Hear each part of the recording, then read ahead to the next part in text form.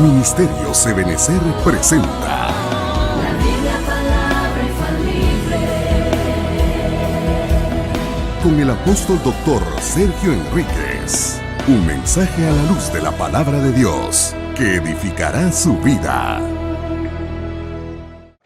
Dios les bendiga, mis amados hermanos, pues nuevamente con este hermosísimo privilegio de poder enseñar, predicar y publicar la palabra de Dios. Es uno de los privilegios más grandes que existen como tal, ¿verdad? Como privilegio. Hay muchos. Pero yo me siento dichoso, afortunado, que en este tiempo el Señor me conceda el privilegio de seguir predicando a todo aquel que quiera oír. Quisiera entrar de lleno en la continuación de lo que hemos venido conversando respecto al libro Apocalipsis, a las 7 iglesias, las diferentes formas de interpretación, y para hacer una breve recapitulación de todo esto, por si alguno pues no tuvo la oportunidad de oír los mensajes anteriores, claro que no los voy a repetir, pero voy a resumir algunas cosas solo para encarrilarnos. Todo empezó en una galaxia muy lejana, dirían los cuentos de Spielberg y de George Lucas, ¿verdad? Pero aquí no son esos cuentos, aquí es la palabra de Dios. Nosotros empezamos a platicar desde que empezamos con el retiro virtual hace aproximadamente 5 semanas y empezamos a hablar del miedo por las cosas que se avecinaban, ¿verdad? La Biblia lo declara también, que va a haber angustia entre las naciones por las cosas que están por suceder, ¿verdad? Y entonces ese miedo, ya dijimos cómo se puede evitar, cómo se puede evadir, eludir, y no solamente eludirlo, sino que si ya está instalado, desecharlo y desarraigarlo. Pero luego entramos en el desarrollo de las 7 iglesias y vimos varias cosas, entre ellas que le voy a tener que mostrar ahora acá. En primer lugar, le quisiera hablar del mensaje a las 7 iglesias. Esto es lo que he venido platicando y para ello me basé en esta palabra de Apocalipsis 1:11. Vamos a ir un poco rapidito en esa parte porque ya la hemos conversado. En el versículo 10 se recuerda que el Señor se manifiesta y Juan lo reporta y lo deja escrito diciendo que oyó una voz como de trompeta. Fíjese qué interesante, oyó una voz como de trompeta. Y hay una trompeta, esa es trompeta de Dios. Porque hay algunos que confunden la trompeta de Apocalipsis capítulo 8, cuando empiezan esas trompetas hasta el capítulo 9, con la última trompeta. Pero esas son trompetas de ángeles. Pero esta es una trompeta de Dios. Dice, y oí una voz como de trompeta que me decía, yo soy el alfa y la omega, el principio y el fin. Escribe, y entonces aquí dice, escribe en un libro lo que ves. Envíalo a las 7 iglesias, a Éfeso, Esmirna, Pérgamo, Tiatira, Sardis, Filadelfia y la Odisea. Solo para recoger una espiguita. Para el arrebatamiento, esa trompeta se vuelve a escuchar. Y esto, repito, debería de quitar la idea de que la 7ª trompeta de Apocalipsis 8 y 9 es la última trompeta. No, la última trompeta de Dios es la que en el capítulo 4 del libro de Apocalipsis dice, sube acá. Porque Juan vuelve a reportar y dice, y oí la misma voz que había oído diciéndome, sube acá. ¿Y cuál era la voz que había oído? La del 1:10. Estando yo en el día del Señor, en el Espíritu, oí una voz como de trompeta que me decía, yo soy el alfa y el omega. Esa es la trompeta final. Bueno, que le dice a la iglesia, a la novia, a la amada, a la esposa, que sube acá. Ok. Entonces, en el versículo 11, el apóstol recibe la instrucción de escribirle a aquellas iglesias que estaban en Asia, que se pueden describir de muchas formas. Hay libros y ahí se han escudriñado muchas cosas históricas, pero no nos podemos quedar en lo histórico. Tenemos que avanzar para la aplicación, porque esta palabra la debemos de personalizar para que al final de cuentas tengamos los beneficios que Dios quiere que tengamos, que en el capítulo 1, versículo 1, 2 y 3 dice que es una bienaventuranza para el que oye y lee las palabras de este libro. Ok, entonces acá dijimos que para interpretar el mensaje de las 7 iglesias teníamos que conocer un poquitito de la interpretación histórica.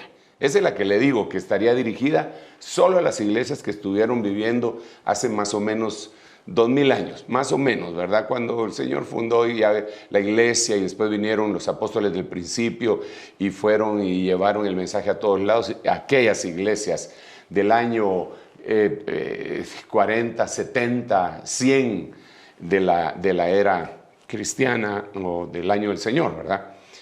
Pero también existe la interpretación de cada una de estas iglesias como una enseñanza a la iglesia en general, tanto a aquellas como las de la Edad Media, como las de las contemporáneas. Esa ya es una enseñanza general a cualquier iglesia. Para eso el Espíritu Santo nos tiene que hablar cuál es la situación. Y está la enseñanza individual.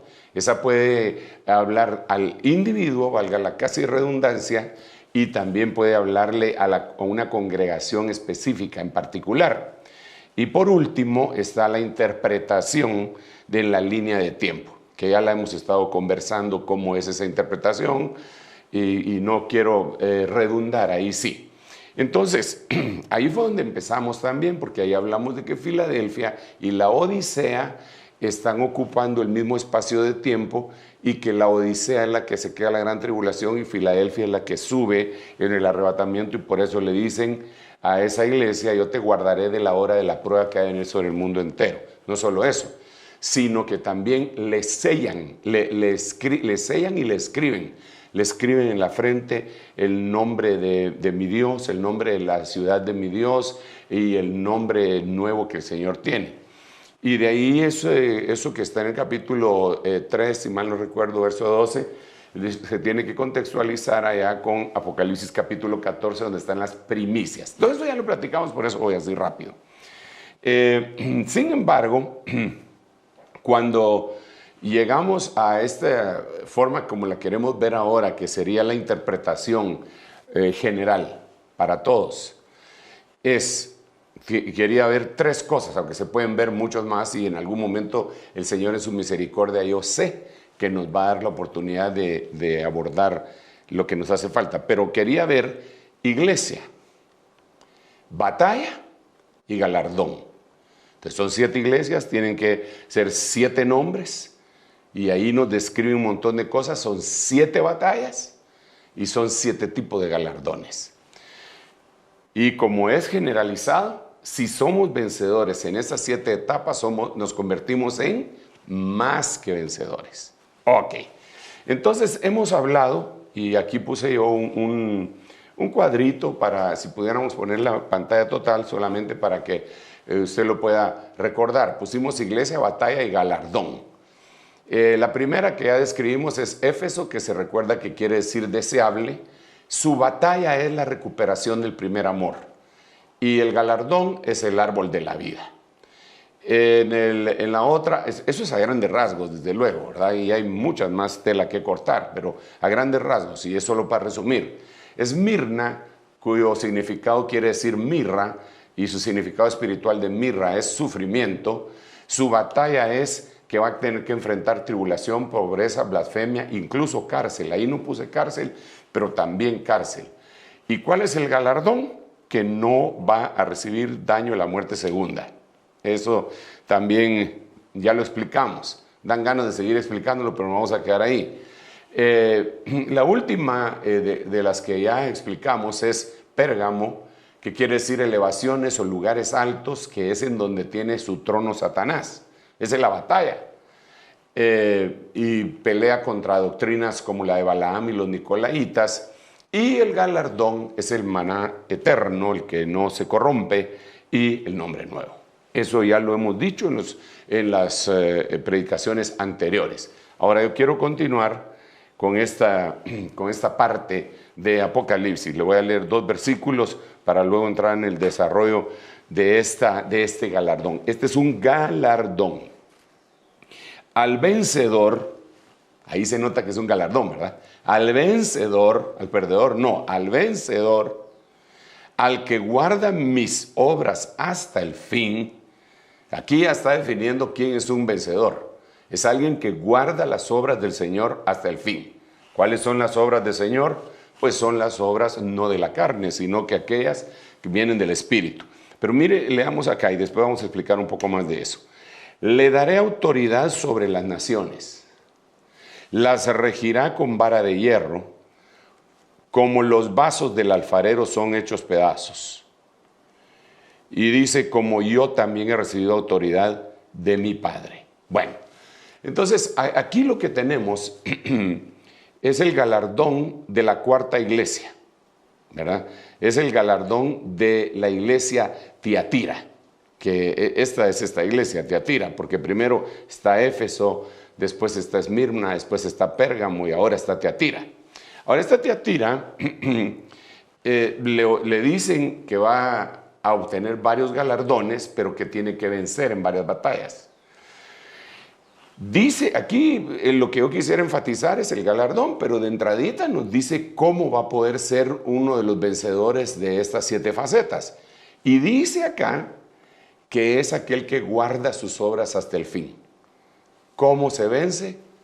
Para que le den este galardón, guardando las obras hasta el fin. ¿Cuáles son las obras? Las obras aquellas que estaban escritas en las que nosotros teníamos que encajar. Que la Biblia dice claramente que había unas obras que estaban escritas. Hay un libro en donde están las obras en las que nosotros tenemos que cumplir. Esas obras son las de Dios para nosotros y que no necesariamente son las mismas obras para ti que para mí.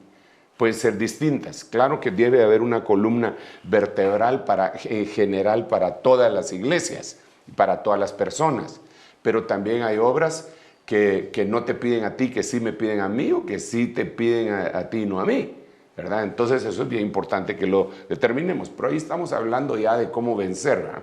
Yo me quiero centrar en el galardón. Mira, pues, le daré autoridad sobre las naciones. Esto es bien importante. Le voy a decir por qué. Solo dejen que me echen mi traguito de agua.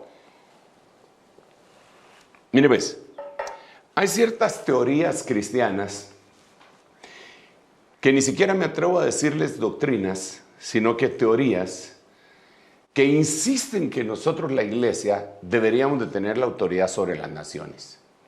Estas doctrinas tienen diferentes nombres, se titulan y para reconocerlas de diferentes formas. Algunas veces se les dice el reino ya. En algunas religiones se le conoce como la teología de la liberación.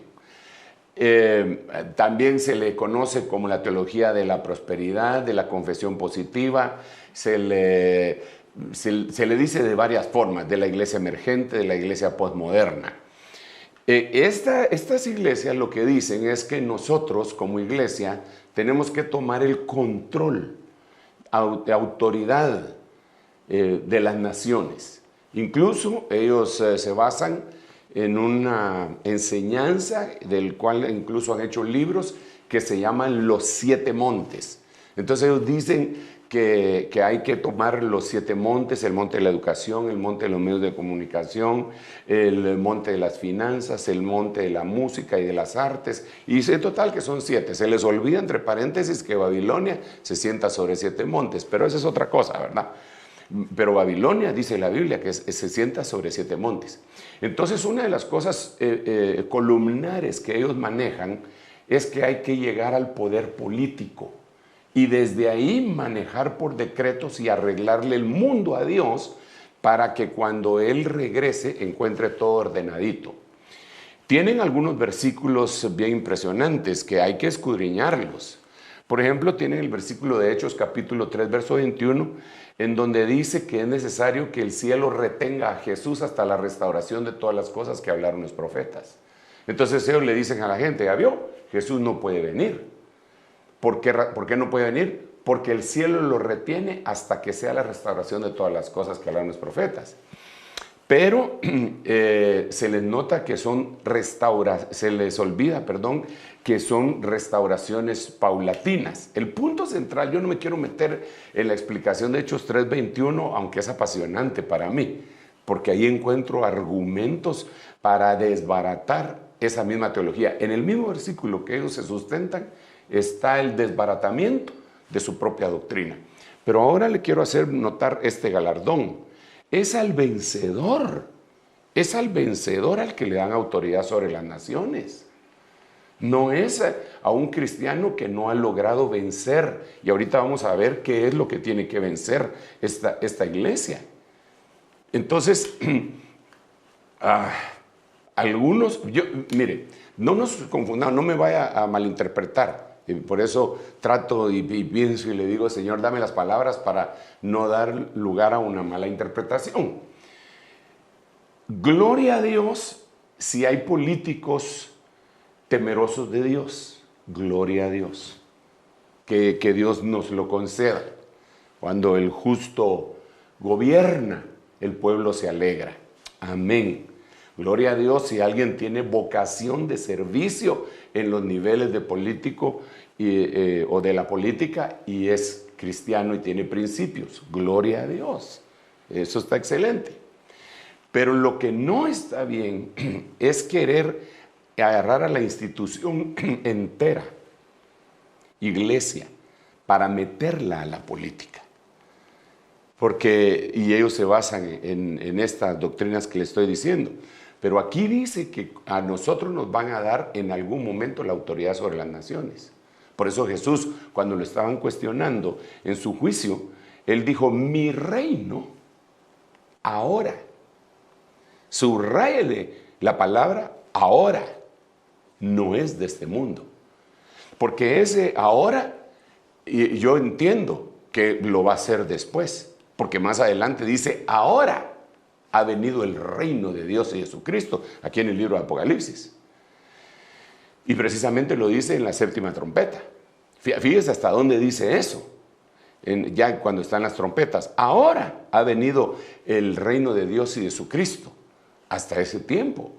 Pero en este momento se están restaurando en la cuestión de gobierno. Se está restaurando primero nosotros en el autogobierno, luego en el hogar, luego aún en la iglesia. Pero si en la iglesia la gente todavía ni siquiera tiene claro cómo debe ser el gobierno y algunos lo tienen al revés. Entonces, ¿cómo se va a poder llevar eso hasta la nación, hasta los congresos, hasta el Poder Ejecutivo, Legislativo, Judicial? No se puede. Lo que sí podemos hacer es evangelizar a esa gente, suplicarle a Dios que ellos se conviertan y desde luego, como consecuencia de la llenura del Espíritu Santo y de buscar, va a haber un despertar de moral, de ética, que viene de la espiritualidad y van a actuar justamente. Hay personas que tienen la dicha de que sin ser, llamémosle así, religiosos, tratan de ser muy correctos, pero esa es otra cosa. Entonces, el punto es, galardón, vas a gobernar las naciones. Sí, Señor, las vas a gobernar. ¿Por cuánto tiempo? Depende. Si logras tú ser más que vencedor, eternamente. Si no, y mueres en este periodo pretribulacionario y no te levantas cuando empiece para el arrebatamiento y empiece la tribulación, reinarías con Cristo solamente 1000 años, solamente. Bueno, el gobierno de ahora, 4 años, va a ser mucho más, pero también la gente es prácticamente eterna y va a tener a su disposición el árbol de la vida y las hojas del árbol para sanidad de las naciones. Volvamos acá. Dice, le daré autoridad sobre las naciones. Esta otra parte me llama mucho la atención porque recuerde que yo estoy hablando de el galardón, el premio, la paga. Esa es una paga tremenda. Vas a ser el gobernante eterno juntamente con Cristo. Pero no solo eso. Mira lo que dice a continuación.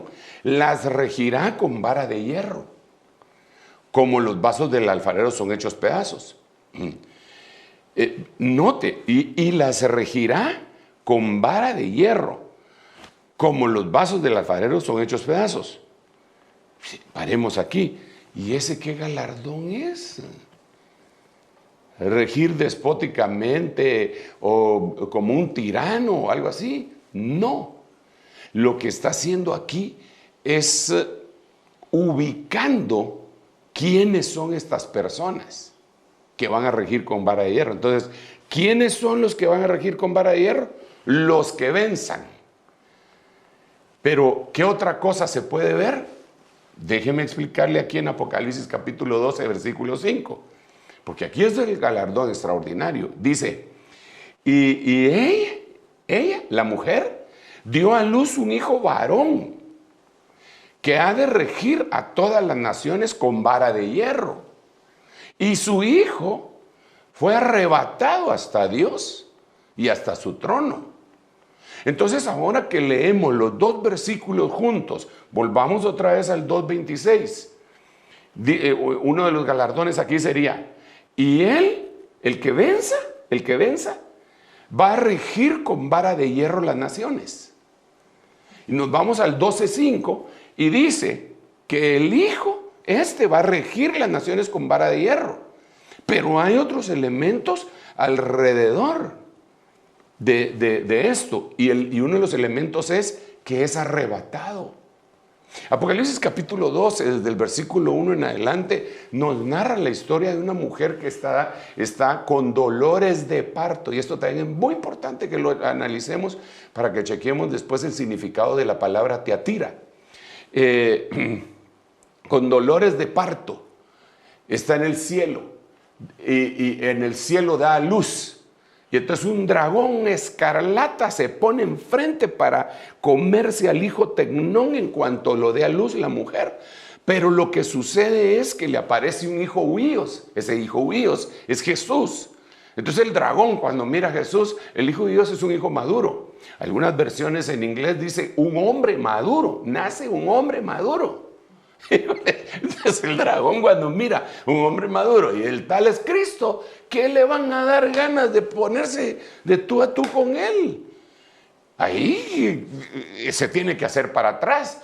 Pero a continuación, si usted lee esto que le estoy diciendo bajo esta perspectiva, con ayudas de herramientas del idioma griego, se va a dar cuenta que solamente le estoy abriendo la brecha para que usted vaya, lo estudie y usted pueda decir, tiene razón, el Señor me habló. Y no vaya a decir que yo se lo enseñé, sino que usted apréndalo por usted mismo. Y por eso le invito a que revisen su Biblia y en las herramientas que fácilmente se encuentran ahora debido a las redes sociales. Entonces, fíjese pues, voy a repetir, la mujer está en el cielo, no en la tierra. Así dice la Biblia, está en el cielo. Está con angustia en los dolores del alumbramiento y de repente le aparece un dragón escarlata que quiere comerse a su hijo Tecnón, chiquito. Entonces le nace un huíos, un hombre. El dragón se hace para atrás. Y en ese momento, dice la Biblia, y su hijo varón, y la palabra ahí es su hijo Tecnón. El huíos le espantó al dragón. Cristo espanta al dragón. Cristo espanta al diablo. Y en lo que el diablo está espantado, el Tecnón es arrebatado para Dios y su trono. Y ese es el que va a regir con vara de hierro. Pero ¿por qué? Entonces, ¿qué es ese Tecnón? Bueno, entonces aquí en el 2:26 entendemos que ese Tecnón es un vencedor. Es un vencedor que le dieron como galardón. Dentro de las cosas que le dieron como galardón es autoridad sobre las naciones y que va a regir con vara de hierro, pero este galardón lo vincula con el del 12:5. Lo que está diciendo es que el vencedor de la iglesia de Tiatira se va en el arrebatamiento. El vencedor. ¿Se recuerda que hemos estado hablando que la iglesia de Filadelfia, la que es guardada de la tribulación, y eso está, pero a esta iglesia se le deja ver por la clase de galardón que le dan, que se la llevan en el arrebatamiento. Son los vencedores de Tiatira. ¡Ja! ¡Qué glorioso! ¡Qué glorioso! Pero hay que guardar las obras de Dios hasta el fin. Hay que vencer. Y bueno, aquí todavía tenemos que ver otro galardón precioso que está en el versículo 28, pero lo vamos a ver aquí lo vamos a ver, 28. Todavía no he entrado en el desarrollo de qué tiene que vencer y cuál es el significado de la palabra o nombre Tiatira. En un momento lo vamos a ver. Apocalipsis 2:28, esto todavía es el galardón, y le daré la estrella de la mañana. Aleluya. Y cuando vemos que es la estrella de la mañana, el mismo libro de Apocalipsis nos dice que es la estrella de la mañana. Y aquí está en el capítulo 22 y hasta el final del libro de Apocalipsis dice: yo, Jesús, he enviado a mi ángel para daros testimonio de estas cosas sobre las iglesias. Yo soy la raíz y el linaje de David, la estrella resplandeciente de la mañana. En otras palabras, el galardón es Jesús. Y esto es impresionante, porque cuando le repartieron la herencia en Canaán a todo Israel, había una sombra preciosa. Que cuando empezaron a hacer repartición de todos los territorios en Canaán a todo Israel, entonces Dios dio una orden y dijo: a los levitas no les vayan a dar territorio. Ellos tienen derecho a ir a cada territorio y ahí les pueden dar un lugar en donde puedan pastar sus ganados y todo. Pero ellos en sí no van a tener ningún territorio. Ellos no van a tener ninguna herencia, porque su herencia soy yo, dice el Señor. ¿Y qué es mejor la herencia? El Señor, Dios, herencia mía. Dios mío, eso sí, para mí no lo puedo entender. Yo sí puedo entender que me hereden un pedazo de tierra. Y me voy a regocijar, como todos ellos se regocijaron. Pero la herencia a los levitas era superior. Y en este caso, el galardón que le dan a los vencedores de la iglesia de Teatira es superior. ¿Por qué? Porque le dan a Jesús la estrella resplandeciente de la mañana. Esto tenemos que platicarlo bastante. Ahora, ok, no sé si le gustó el galardón. Autoridad sobre las naciones, va a regir con vara de hierro. Lo arrebatan desde el cielo, no desde la tierra, desde el cielo. Lo arrebatan, mientras que a la mujer ahí la regresan a la tierra. Le dan la estrella resplandeciente de la mañana, la cual es Jesús. Yo creo que ese galardón está glorioso. Yo me apunto con ese galardón para que el Señor me lo dé, y también los que ya hemos visto, ¿verdad? Usted, porque hemos visto el maná que no se corrompe, el nombre nuevo, el árbol de la vida, no tener daño de la muerte segunda. Son galardones de galardones, de galardones, de galardones, y premios, y premios, y premios. Extraordinarios. Ahora, ¿qué tengo que hacer para tener este galardón? Como aquel tipo que le dijeron: mire, ¿no le gustaría tener su mansión allá en Silicon Valley, en donde están todos los millonarios de las empresas estas que hacen tecnología? Y entonces él dijo: ¿y a quién hay que matar? ¿Qué es lo que tengo que hacer? Pues aquí, ¿no quieres este galardón? Y entonces lo que deberías de preguntar es: ¿y a quién tengo que matar? Y entonces te voy a contestar a quién tienes que matar. Esta Teatira. Aquí está escrita la batalla. ¿A quién tiene que matar? Apocalipsis 2:20. Pero tengo contra ti esto.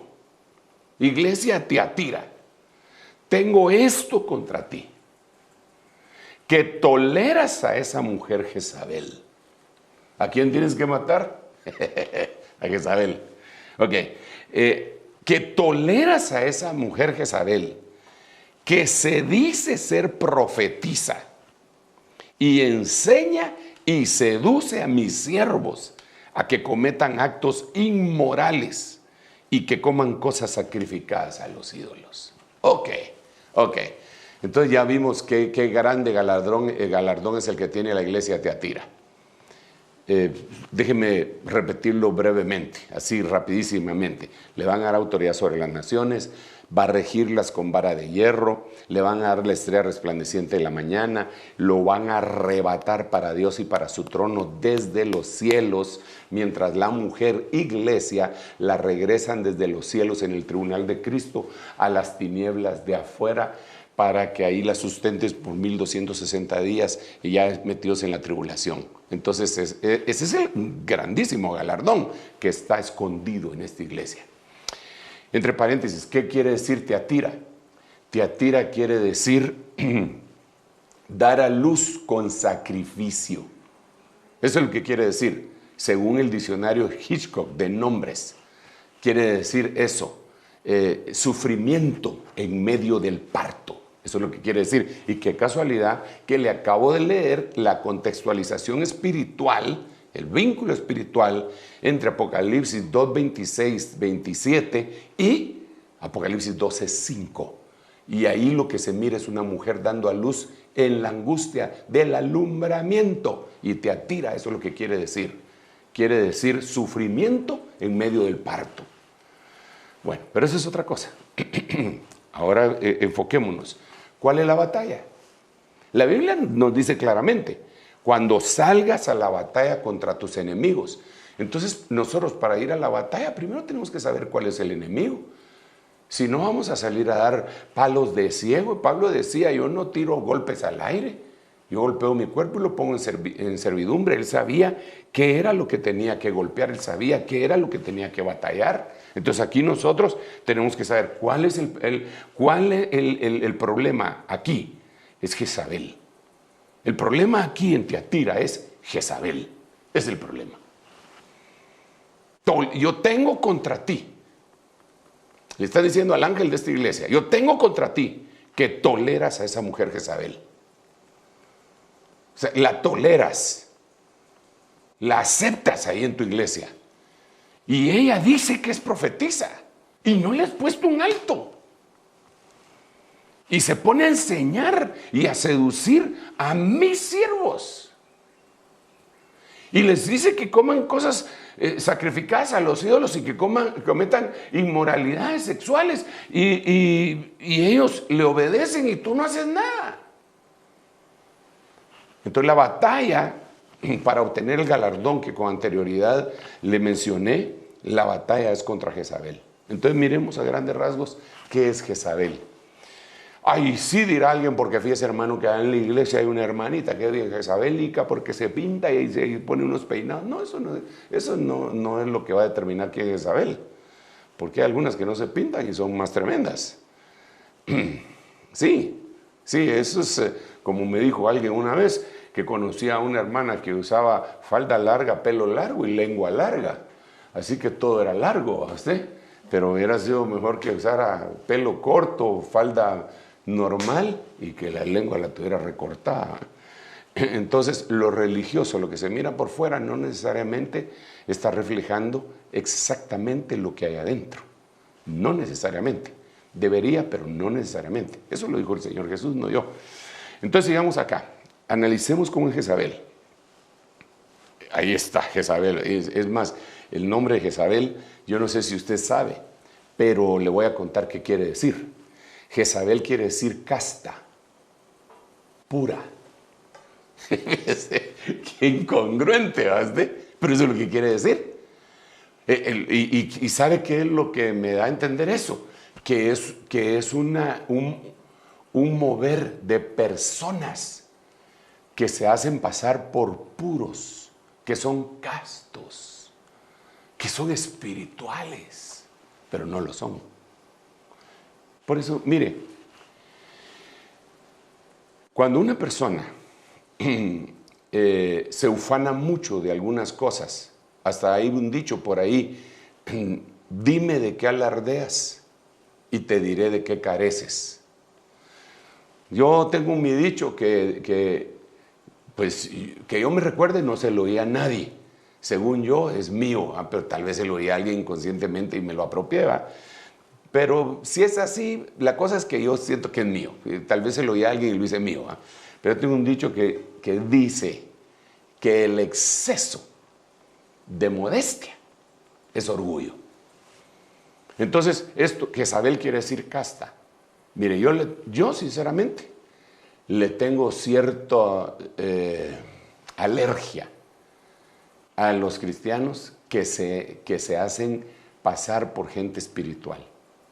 O aquellos que cuando se toman fotos orando, cuando miran que la cámara va a pasar por donde ellos están, ahí le cierran los ojos, o cuando se ponen a orar, perdón, con todo respeto le digo, cuando se ponen a orar en Facebook, pero ¿no dice la Biblia que tenemos que orar en lo secreto, pues?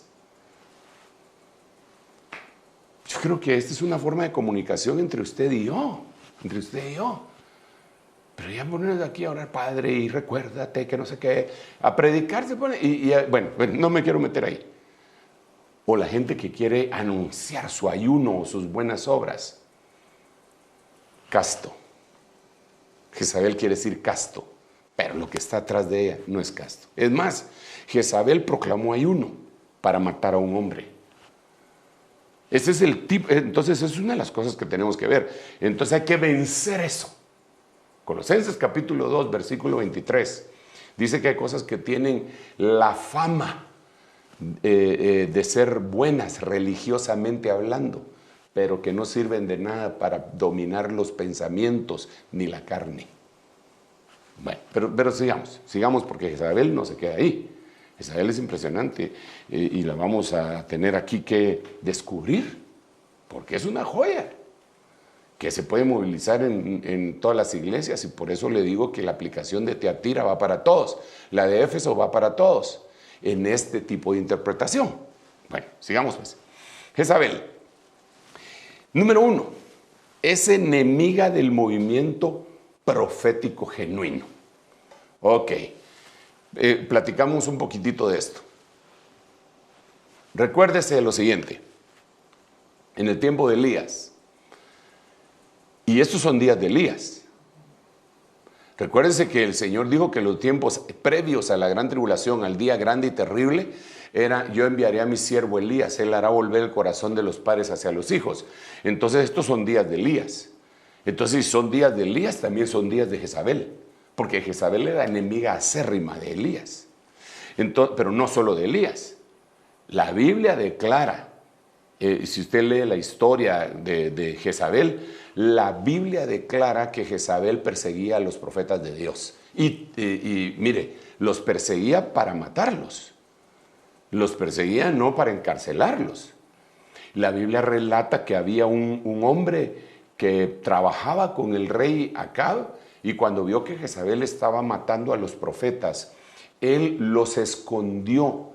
A cada uno escondió en grupos, creo que de 50, los metía en una cueva, los metía en otra, y los escondió y les llevaba comida y agua para que no se extinguiera lo profético en Israel. Pero Jezabel estaba en contra de lo profético. Entonces yo tengo que decirle lo siguiente: cualquier movimiento que se oponga a lo profético, sea esta la palabra de Dios, que es la palabra profética más segura, el ministerio profético o los dones de revelación, dentro de los cuales está la palabra la profecía, los dones de inspiración, ¿verdad? Usted hablar en lenguas, interpretación de lenguas, eso están influenciados por un movimiento jezabélico, se opone a lo profético. Y la Biblia dice en 1 de Tesalonicenses capítulo 5, no impidáis las profecías. Y la Biblia dice, no impidáis el hablar en lenguas. Entonces, movimientos que se oponen a ese, así, pero que lo adversan de frente, esos movimientos son jezabélicos. Pero aquí ese sería antiprofético. Pero también Jezabel es representativa de lo pseudo profético. Y entonces para esto nosotros lo que tenemos que analizar es cómo Jezabel mataba a los profetas. Algunas versiones nos dejan ver que los decapitaba. Pero las versiones nos dejan ver eso. Algunas dicen que sí, otras que no. Pero el contexto bíblico nos dice que sí. ¿Por qué razón? ¿A qué me refiero? Porque cuando vino Juan el Bautista, a él el Señor dijo, este era Elías que había de venir. Entonces, porque hay varios Elías que tienen que venir. Entonces aquí estaba Elías, su enemigo era Jezabel. Jezabel le dijo, así me hagan los dioses y aún me añadan, si mañana tu vida no está como uno de los profetas que tú degollaste, que les cortaste la cabeza. Entonces ella lo que quería era quitarle la cabeza a Elías, pero no pudo, el Señor se lo dio con vida. Pero en Juan el Bautista le cayó el espíritu de Elías. Entonces la Jezabel de ese tiempo era Herodías, la mujer de Felipe, que Herodes se la agarró, le quitó a su hermano la mujer y vivió con ella. Y entonces ella tenía una hija que se llamaba Herodías. Entonces entre Salomé, y entre Herodías y Salomé, entre las dos, que sería la maldad y la iniquidad, le cortaron la cabeza a Juan. Entonces la forma de cómo mata a Jezabel a los profetas es cortándoles la cabeza. ¿Y qué quiere decir eso? ¿Qué quiere decir? Que son profetas estrellas errantes que no se sujetan a nadie.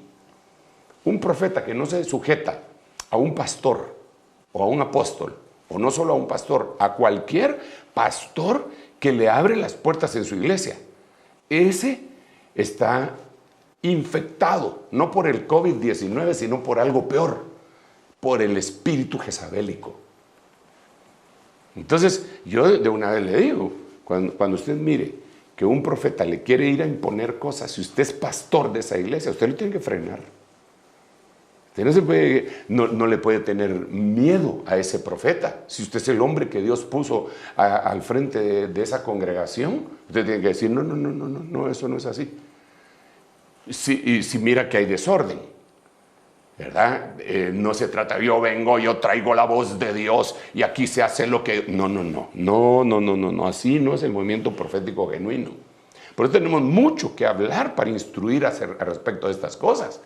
Pero ahí sería entonces de que se frenara esa situación. Entonces, ¿qué hace Jezabel? Le corta la autoridad a los profetas. Y les dice, vayan, profeticen, ustedes son libres. ¿Para qué quieren cobertura? ¿Para qué quieren que alguien les esté controlando? No, hombre, ustedes son siervos de Dios, son independientes, vayan, métase por todos lados. Lo primero que uno debe de analizar cuando uno está viendo u oyendo a algún ministro, por muy lindo que predique, lo primero que tiene que ver es a quién pertenece, de dónde surgió ese ministro, cuáles son sus vinculaciones, con quién tiene una relación en donde incluso él da cuentas, a quién respeta, cuál es el presbiterio que lo protege, que lo cubre, que lo cuadra. Eso tenemos que verlo. Y la mayoría de la iglesia no lo hace. No lo hace. Se dejan guiar a veces por palabras bonitas y profecías que les agradan. Ay, Padre Santo, tengo mucha pena porque solo me quedan unos cuantos minutos para finalizar esta parte del mensaje. Y hay mucha tela que cortar, hay mucho más que enseñar acerca de esto. Importantísimo. Pero sigamos. Decapita. Bueno, las dos cosas ya lo dijimos. Es enemiga del movimiento profético genuino. Decapita. Le corta la cabeza a la gente. Es promotora del movimiento falso profético. Entonces, aquí también esto ya lo dije, es un movimiento falso en donde son profetas que vienen de otros lados. Por eso, mire, quiero decirle una cosa. Una de las cuestiones con las que nosotros nos vamos a encontrar en esta época, cuando salgamos de esta pandemia, de este encierro, es la tendencia a una religión única, en donde la gente va a ver con buenos ojos que se unan diferentes religiones. Pero ¿cómo se puede unir la luz con las tinieblas? ¿Cómo puede ser eso? El que no lo haga va a ser mal visto, va a ser como un fundamentalista, religioso, extremista, todo lo que usted quiera. Pero la Biblia nos deja ver que nosotros no podemos unir. Se hubiera unido Elías con los profetas de Baal. Ese sería el remedio para que cayera el agua de regreso en la tierra, en Samaria, en Israel. Que se pongan de acuerdo los profetas de Baal con Elías. Y que saquen de la cueva a todos los que están escondidos, que se den la mano, un abrazo, y después de la pandemia somos uno solo. Disculpen, pero eso no es así. Eso no es así. Dios lo primero que separó fue la luz de las tinieblas. Y la Biblia dice, lo que Dios juntó no lo separa el hombre, y eso me da a entender por espejo a mí que lo que Dios separó, tampoco lo juntemos nosotros. Si Dios separó la luz de las tinieblas, ¿por qué vamos a estar de manita sudada? Ese es humanismo. Ese no es cristianismo, ese es humanismo. Porque ese es ecumenismo. Eso es decir, todos los caminos llevan a Dios. No es cierto. Hay un solo Dios y un solo mediador entre Dios y los hombres, Jesucristo, hombre. Y Él lo dijo. El Señor en San Juan capítulo 10 y en todos los pasajes, cuando Él dijo, yo soy la puerta, Él dijo, yo soy el camino. Él no dijo, yo soy uno de los múltiples caminos. No, Él dijo, yo soy el camino, la verdad y la vida. Nadie llega al Padre si no es por mí. Eso lo tenemos que tener bien claro. Entonces, Jezabel, una de las cosas que quiere es la mezcla. Eso lo tenemos que rechazar. Por muy lindo que se mire, humanista, qué tiernos, qué belleza, qué civilizados. Bueno, pues entonces yo no soy civilizado, porque yo sé que Dios ama a todo el mundo y no quiere que ninguno perezca, sino que todos procedan al arrepentimiento. Pero así como estamos, Dios no nos va a llevar a todos. Dios tiene que haber un arreglo. Ok, está seria la cosa, pero sigamos.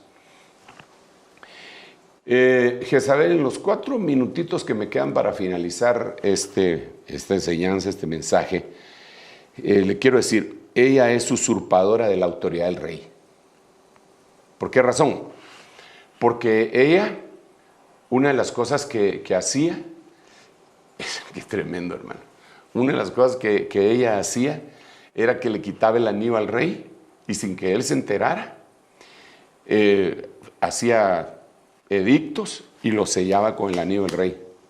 Entonces todos creían que el rey lo había sellado y se cumplían esas zonas. Eso se llama usurpación.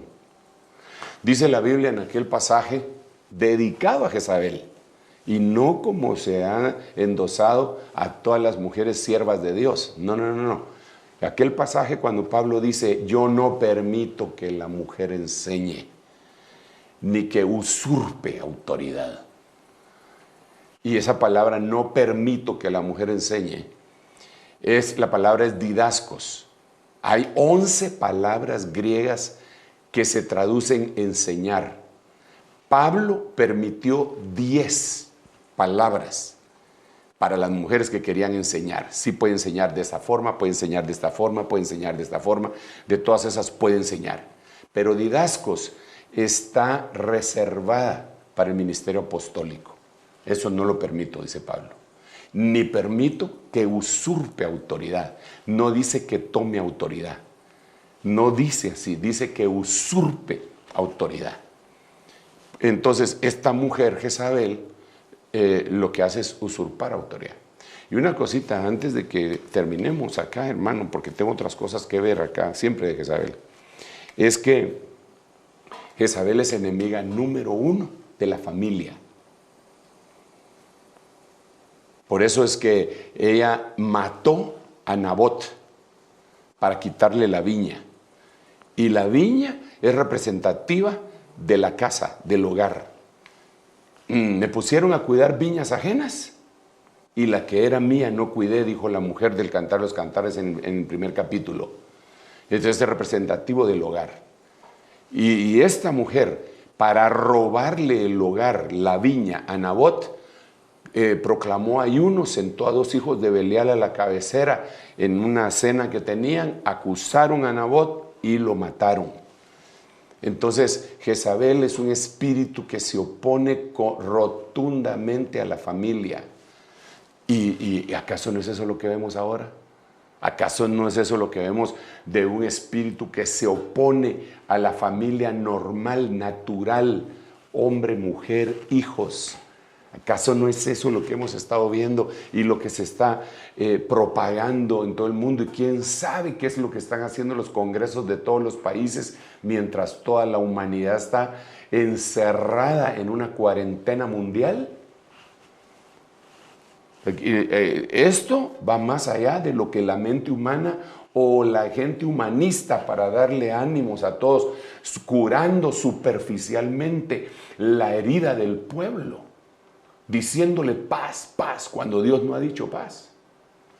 Porque hay mucha gente que se ha levantado incluso en esta pandemia. No se preocupen, todo va a salir bien. Aquí todos vamos a salir bien. Después de esto viene no sé qué. Y que la limpieza de la tierra por 40 días, que es una cuarentena que le cae. Mire, deje de ser humanista. Bueno, y si lo es, que lo sea. Pero usted es cristiano, no se lo crea. Usted créale la palabra de Dios. Lo que viene es la instalación del nuevo orden mundial. Y estos enemigos deben de ser derrotados en nuestro espíritu, en nuestros conceptos. Deben estar arraigados en nosotros. De tal manera que si uno de nosotros muere, el concepto quede vivo y la familia siga siendo edificada.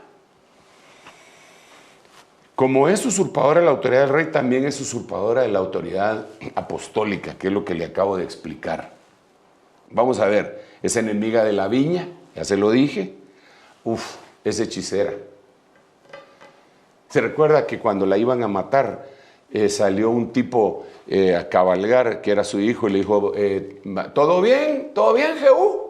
Y entonces Jehú le dijo, ¿y cómo va a estar todo bien mientras prosigan las brujerías, prostituciones y hechicerías de tu madre, Jezabel? Les dije, sí que una vez, ese sí no tenía pelos en la lengua, mire lo que le dijo al otro. Entonces la hechicería, ahorita ya se terminó el tiempo, ya no puedo explicar, tal vez lo hacemos en el siguiente programa. Y la prostitución idolátrica. Si nosotros logramos vencer estas cosas, el galardón de la iglesia de Tiatira es para nosotros. En el nombre de Jesús. Padre, en el nombre de Jesús, tu palabra ha sido expuesta. Yo te ruego que tu Espíritu Santo, Señor, toque los corazones de los que deben de ser salvos. Y permite que ellos puedan abrir su corazón para que tú entres y vivifiques su espíritu, y ellos vengan a ser no religiosos, sino nacidos de nuevo. Escribe, por favor, papito lindo, sus nombres en el libro de la vida del Cordero, ese Cordero que fue inmolado antes de la fundación del mundo. Por favor, Señor, hazlo tú y permite que sus ojos espirituales se abran para que miren el reino invisible en el nombre de Jesús.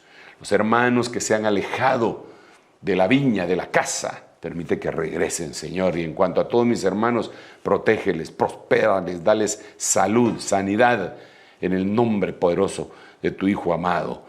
Gracias, Padre, gracias, Hijo, y gracias, Espíritu Santo. Amén, amén y amén. Dios le bendiga y hasta pronto.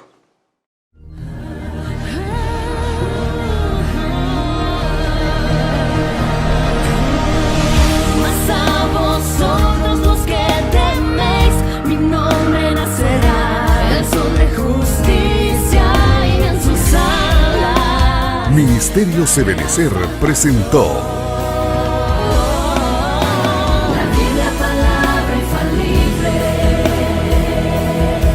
con el Dr. Sergio Enríquez.